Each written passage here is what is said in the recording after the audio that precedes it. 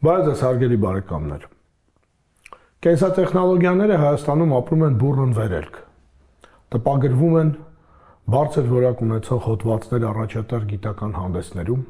իրականացում են ինչպես հիմնարար, այնպես էլ կիրառական հետազոտություններ։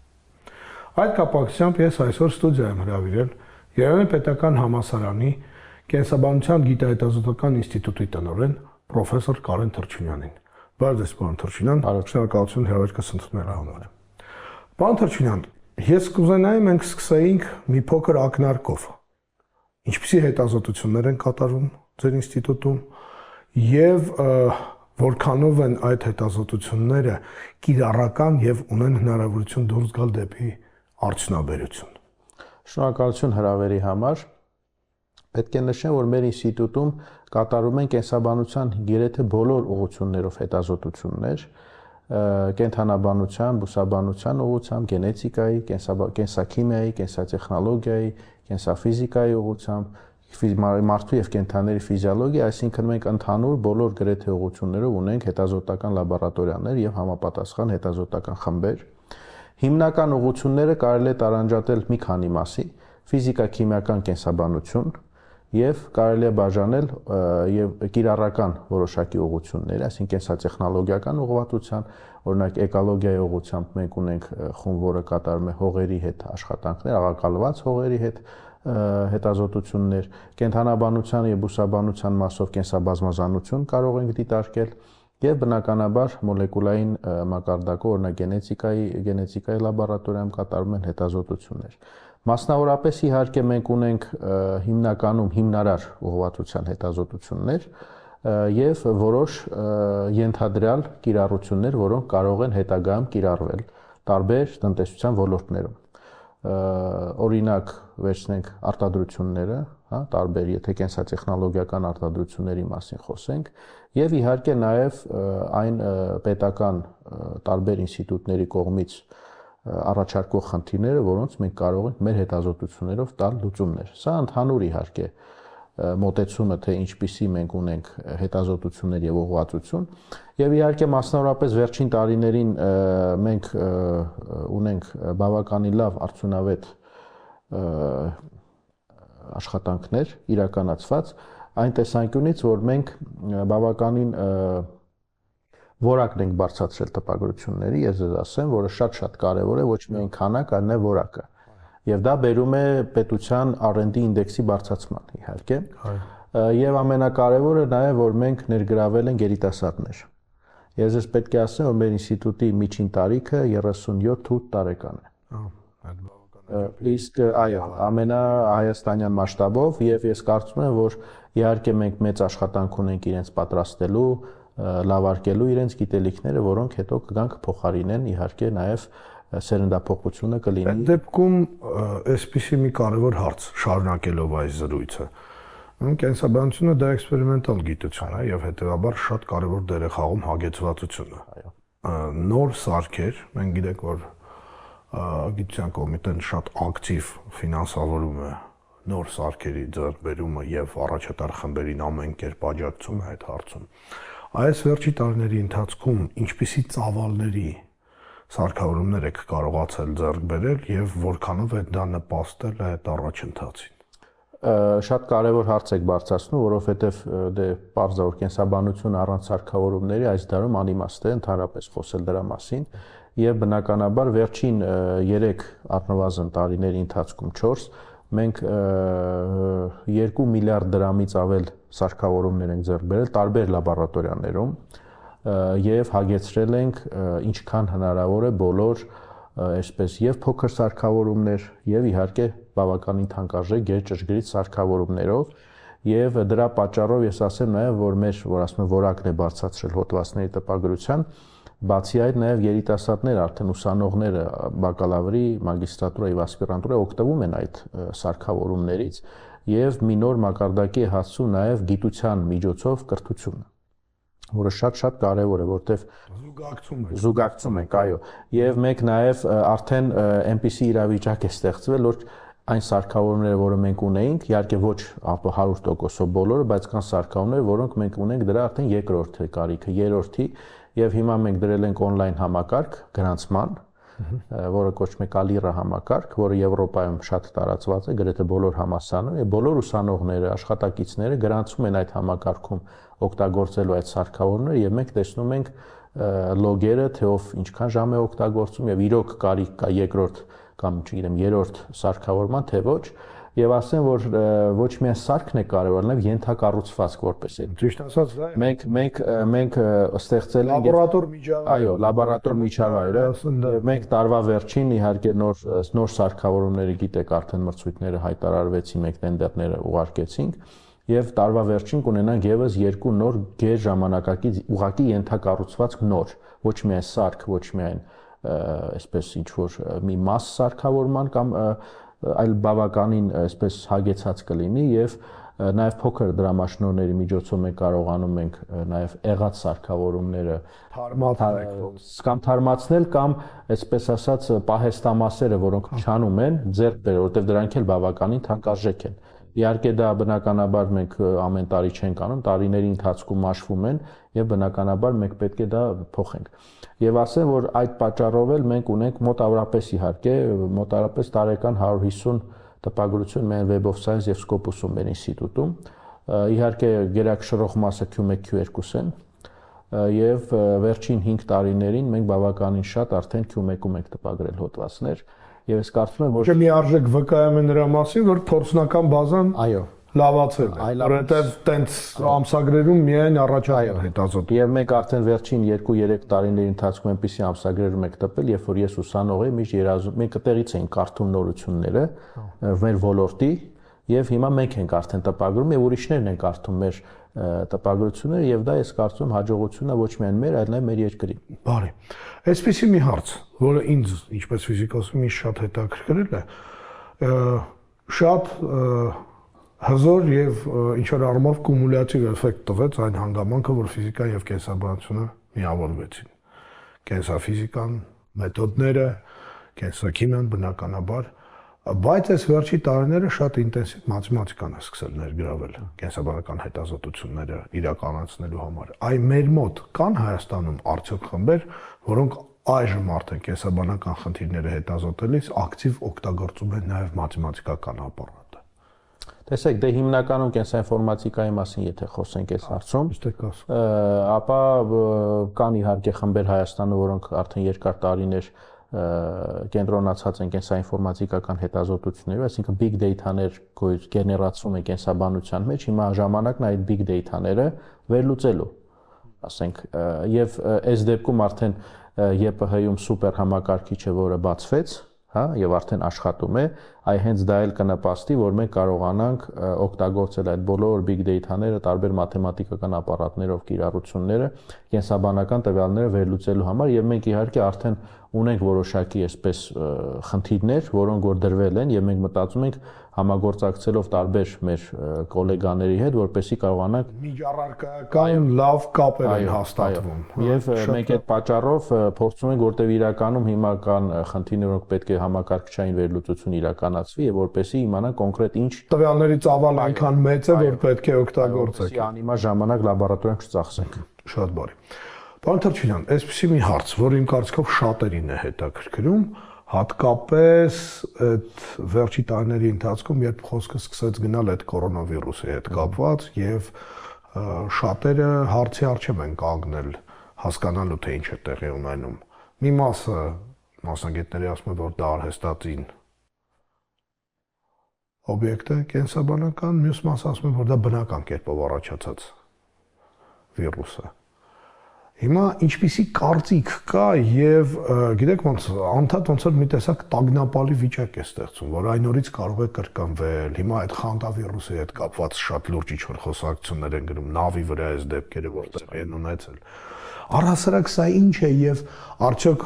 մարդկությունը իրականում պաշտպանված է նման մեծ խնդիրներից, էպիդեմիաներից, թե սա իրոք շատ մեծ խնդիր է լինելու, որը դեռ առջևում մեզ սպասում։ Շնորհակալություն, շատ իհարկե կարևոր հարց եք բարձրացնում հանրությանը հետաքրքրող։ Ես ասեմ, որ դա ապացուցել որպես այդպիսին անհնարին է ասել դա արհեստական է թե բնական, բնականը պարզ է, բնության մեջ անընդհատ ստեղծվում են եւ որոշակի պատճառներով առաջանում են վիրուսներ, եւ մենք բոլորս գիտենք դա տարիների, հազարամյակների, միլիոնավոր տարիների ընթացքում դա կան, բայց արհեստական է դա թե ոչ, միգուցե այսպես ասած ապացույցները դժվար է, որտեղ բնության մեջ անընդհատ տեղի ունեն փոփոխություններ եւ առաջանում են նոր տեսակի վիրուսներ եւ նույն կորոնավիրուսը նոր չի, միշտ էլ եղել է, այսինքն այս չի նոր բազմաթիվ հոդվածներ կան, տպագրություններ կան կորոնավիրուսների հետ կապված եւ ոչ միայն կորոնավիրուսների, քան էպիդեմիա։ Իհարկե, բազմաթիվ, որ եւ այնտեղ նախազգուշացումներ են եղել, եւ դա հայտնի է գիտության գիտնականների շրջանում։ Տեսեք, օրինակ լայն հանրությանը դա հայտնի չի, որ ասել միգուցե այսպիսի խնդիրներ կառաջանան, նույն իսպան չէ, հայտնի որ ասում են 1918 թվականին, էլի վիրուս էր, էլի այսպես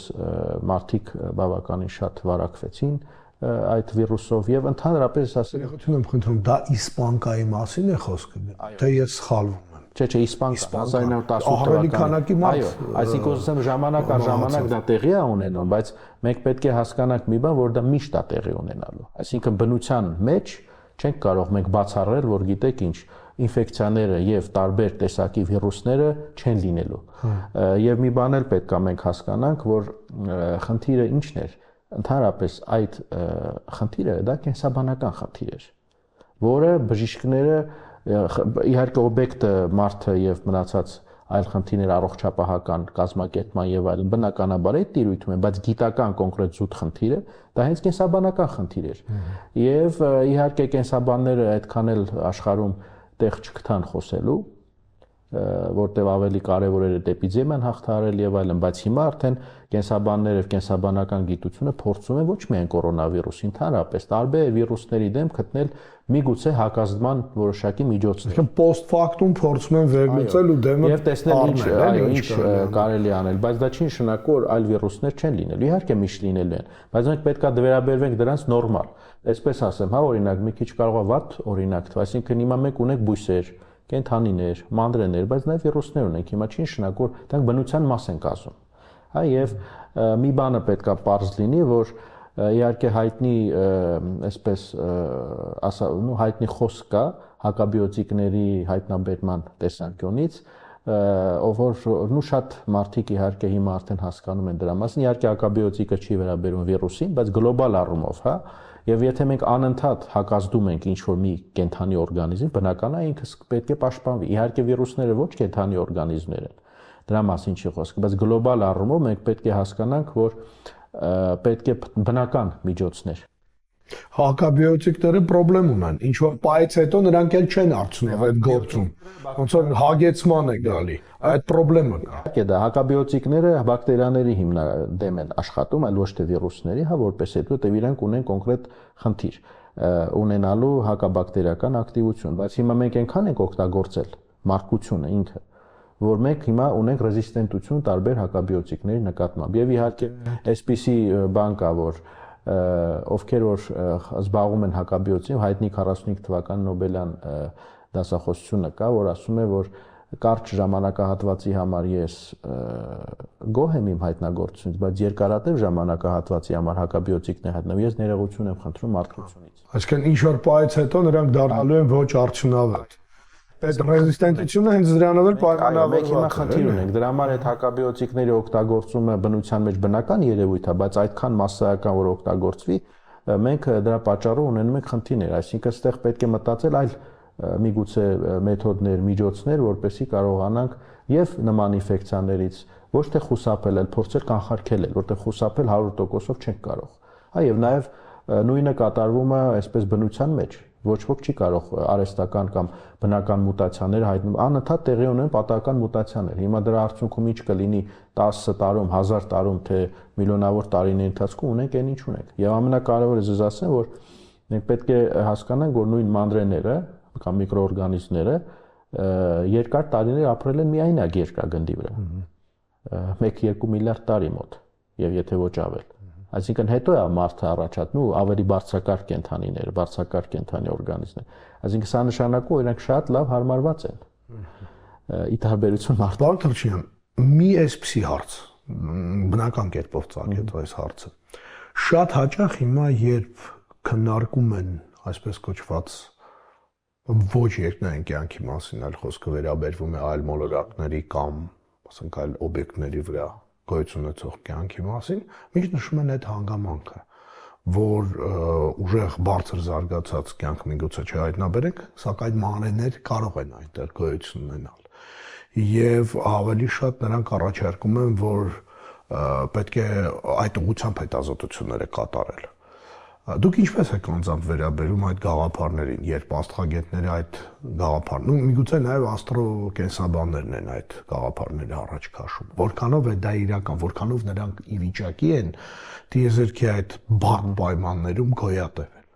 Շատ իհարկե հետաքրքիր հարց է դա, ես ձեզ ասեմ կա astromicrobiology, այսինքն աստղամանրամասնություն, եւ բավականին ու հիմնականում դրանք NASA-ի հետազոտությունները իրականացում եւ տարբեր միկրոօրգանիզմներ են եւ մեր մոտից տարվում տիեզերք եւ այնտեղից բերվում, տիեզերքում կան մանրէներ կամ միկրոօրգանիզմներ եւ դրանք ապրում են եւ դրանք ապրում եւ կենսագործում են իհարկե, ու կան որոշակի հետազոտություններ կատարված։ Իհարկե թե որ երկրագնդի վրա ինչպիսի միկրոօրգանիզմներ կան կոնկրետ, այսպես ասած, հետազոտություններ միգուցե եւ կան, բայց հայտնի չեն, բայց առնվազն ջուր է պետք։ Ну դա ընդունված է, որ եւ օրինակ ես հիշում եմ, որ Մարսի վրա հայտնաբերել էին ջրի հետքեր, ենթադրեցին, որ կարող է այդտեղ նաեւ մանրե հայտնաբերեն կամ հայտնաբերել էին որոշակի այսպես հետքեր, որոնք կարող է եւ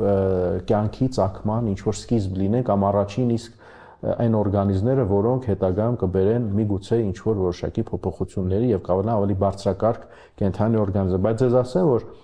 ինչու են մանրեները շատ կայուն են, այսինքն օրինակ կան մանրեներ, որոնք ապրում են 60,000 գրեյ ճառագայթման դեպքում, եւ շատ օրինակ կան մանրեներ, որոնք ապրում են շատ բարձր ճնշման պայմաններում, այսինքն օրինակ 40 մեգապասկալ ճնշում կլինի եւ իրենք նորմալ կբազմանան։ Այսինքն այստեղ խնդիրը այն է, որ մենք կարողանանք հայտնաբերել այդ մանրեները, իսկ որ կան դա փաստ է։ Գիտեք ինչի, որովհետեւ կար այսպես կոչված պանսպերմիայի գաղափարը, երևի լսել եք դրա մասին, որ երկրագնդի վրա կյանքը բերվել է։ Ընդ որում խոսում են նաեւ այն տարբերակով, որ կիսաստղ է անցել շատ մոտ, պոչից ոնց որ այդ ինչ որ մասը ընկել է եւ քանի որ երկրագունդը գտնվում է շատ հարմար դիրքում կենսաբանական բազմազանությունը զարգանալու համար, այդպես կյանքը սկսվել է։ Չնայած կան նաեւ շատ լուրջ աշխատանքներ, որոնք երգում են, ասում են, որ սկզբանե ստեղ էլ առաջացել է։ Եվ այդ տեսանկյունից ես կարծում եմ կենսաբանությունը ամենակարևոր եւ հիմնարար հարցերից մեկին պետք է պատասխան տա, որը իրոք մարդկությանը հետաքրքրում է։ Իսկ ինչով եք զբաղվում կոնկրետ դուք ձեր խմբով եւ ինչպիսի առաջատար հետազոտություններ եք իրականացնում։ Եթե կարելի է մի քանի Իհարկե։ Դե մեր խումբը հիմնականում զբաղված է մանրէների կենսաքիմիայով եւ մանրէների կենսաֆիզիկայով եւ դրանց կիրառությամբ, այսինքն տարբեր կենսատեխնոլոգիական օրինակ այս դեպքում ներուժը օգտագործելու տեսանկյունից տվյալ միկրոօրգանիզմների եւ մենք մեր հիմնական հետազոտությունները վերաբերում են խմորման կենսաէներգետիկային, այսինքն պայմանական ունենք աղեքային ցուպիկ կամ տարբեր միկրոօրգանիզմներ գրամդրական կամ գամբացական, ու աղեքային ցուպիկը ինչու ասի, որտեղ դա շատ հայտնի է, եւ դա գրամ իհարկե բացասական մանրէ է եւ այդտեղ մենք ուսումնասիրում ենք իր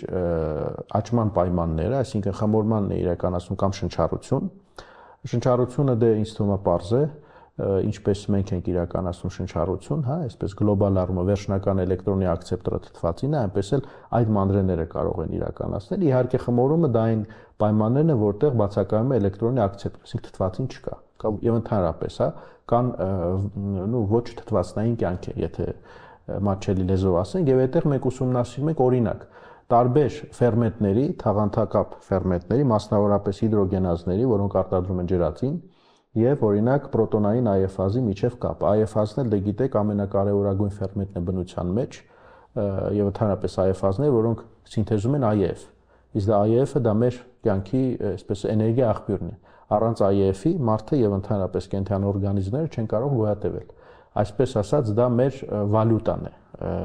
որով որ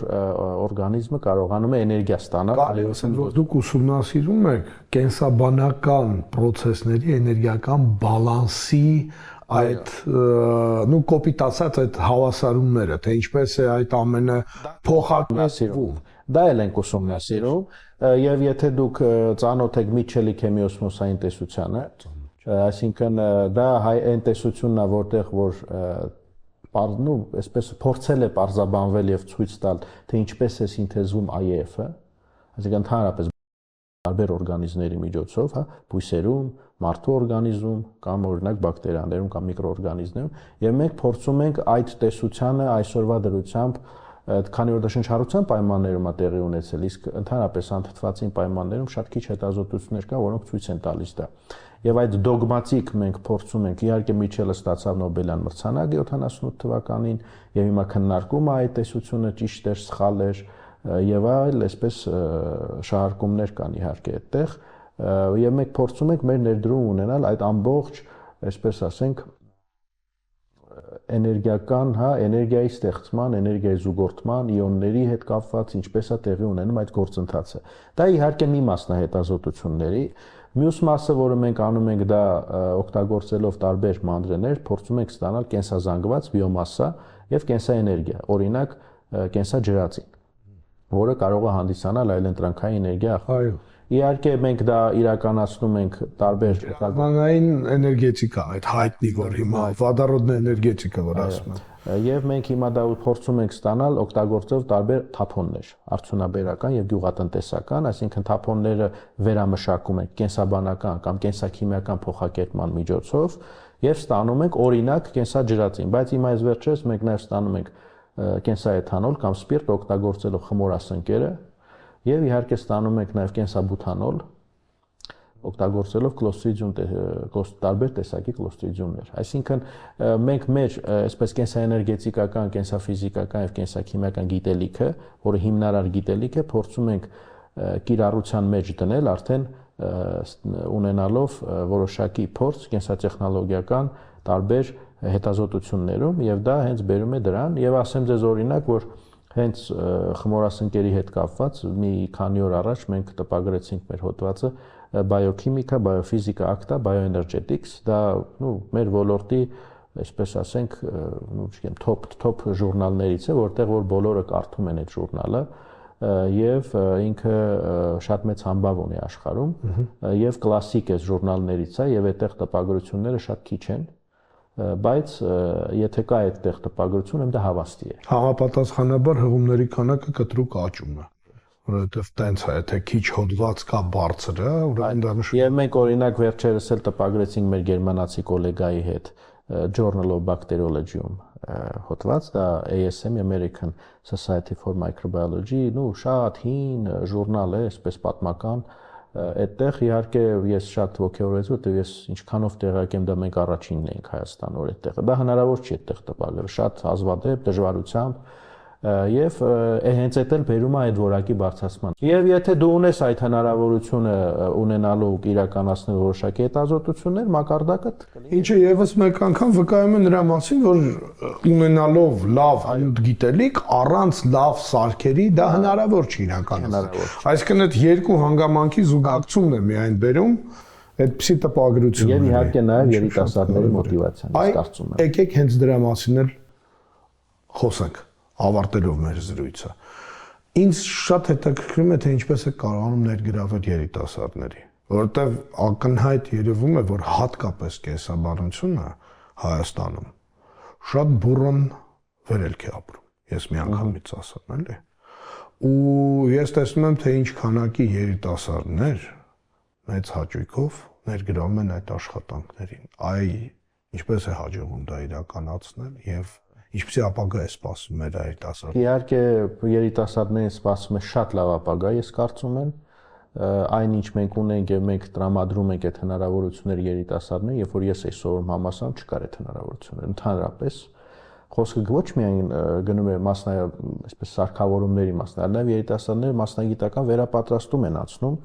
աշխարհի լավագույն կենտրոններում գիտահետազոտական համալսարաններում, որը հնարավորություն է տրվել վերջին տարիներին, 2-3 տարիների ընթացքում։ Միջև այդ չի եղել։ Մենք էինք գտնում տարբեր հնարավորություններ, դրամաշնորհներ արտասահման եւ գնում։ Ես ասեմ, մոտիվացիան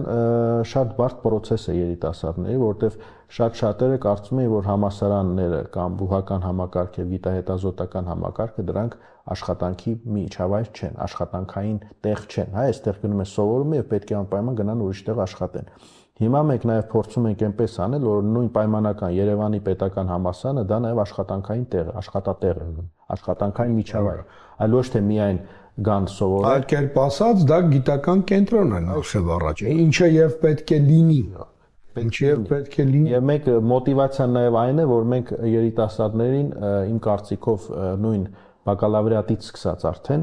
այդ ամենը տեսնելով, այդ բոլոր հագեցվածությունը, ապագան, ինչպիսի հնարավորություններ կան, տեսնում են, թե իրենցից ավելի բարձր կուրսում սովորող ուսանողները արդեն մտնում են գիտության մեջ, աշխատում են։ Իհարկե ոչ բոլորն են ցանկանում դառնալ իհարկե բնականաբար գիտնական, բայց ովքեր որ ցանկանում են, առնվազն մենք այդ բոլոր հնարավորությունները ստեղծում ենք եւ ոչ մի խոչընդոտող հանգամանք չկա։ Ես կարծում եմ, որ կա նաեւ հնարավորություն ընկերություններում աշխատել։ Օրինակ տարբեր տեսակի, սկսած ֆարմակոլոգիայից եւ վերջացած կիրառական կենսաբանությունով։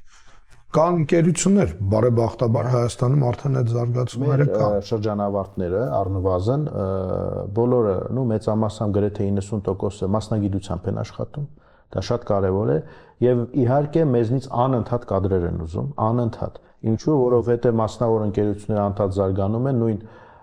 դեղագործական կամպանիաները, նույն տարբեր արտադրություններ, բաների արտադրություններ, խմիչքների արտադրություններ եւ ոչ միայն արտադրական, այլ օրինակ Boston Gen-ներ մեզնից միշտ կադրեր ուզում ենք համագործակցում ենք, կամ տարբեր այլ ընկերություններ, որոնք որ Հայաստանում ծավալում են իրենց գործունեությունը։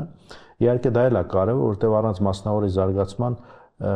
մեր, այսպես ասած, գիտական եւ գիտակրթական պոտենցիալը նաեւ պետք է ծառայի մասնավորին։ Ոչ միայն մեր բուհական կամ գիտահետազոտական համակարգին, այլ նաեւ իրենց համար, որը նաեւ կբերի էլի R&D ինդեքսի բարձրացմանը երկրի։ Այո։ Շատ շնորհակալ եմ զրույցի համար եւ ես սրտանց հաջողություն եմ մաղթում ձեր ղեկավարվող ինստիտուտին եւ շնորհակալություն եւս մեկ անգամ հաղորդմանը մասնակցելու համար։ Ես էլ շնորհակալ եմ։